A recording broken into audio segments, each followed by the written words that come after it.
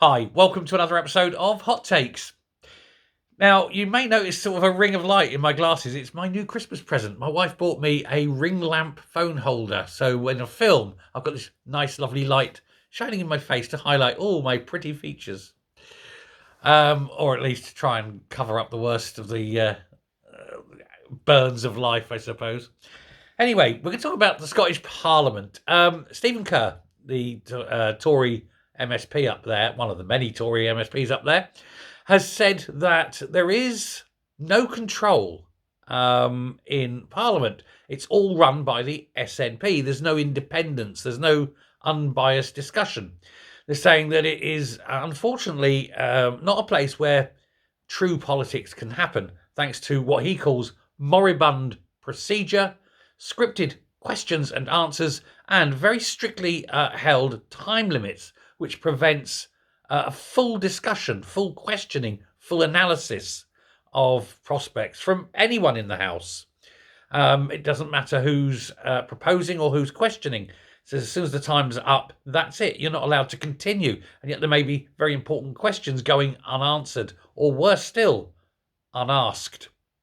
And he's quite right. They do some kind of overly control what's said. But on the other hand, how much of this is down to what is obviously a very biased system, biased towards the SNP, because they don't want people analysing and questioning what they're proposing half the time, because they know it'll be caught out on it. But he's proposing that there should be an independent committee set up, partially fielded with people from inside the House, partially from people outside, looking to improve the procedures and improving things like the way that discussions are run, the way committees are set up, and so forth, so that it is not all run by the supposedly independent civil service, but is actually run by members themselves, and the members themselves decide what the time limits are. They're not imposed, and certainly they're saying that there should be more time for all issues when scrutiny is filled. Basically, you can run it as a function of the number of people present in the House.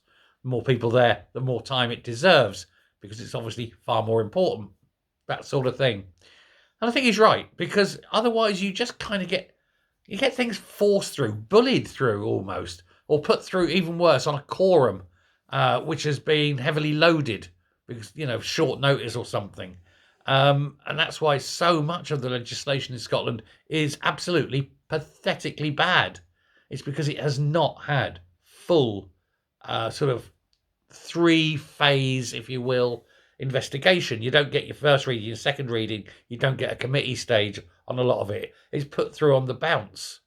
And then obviously afterwards, that's when all the mistakes get found out. And it also proves not only ineffectual, but often expensive. Tell me what you think. Thanks a lot. Bye.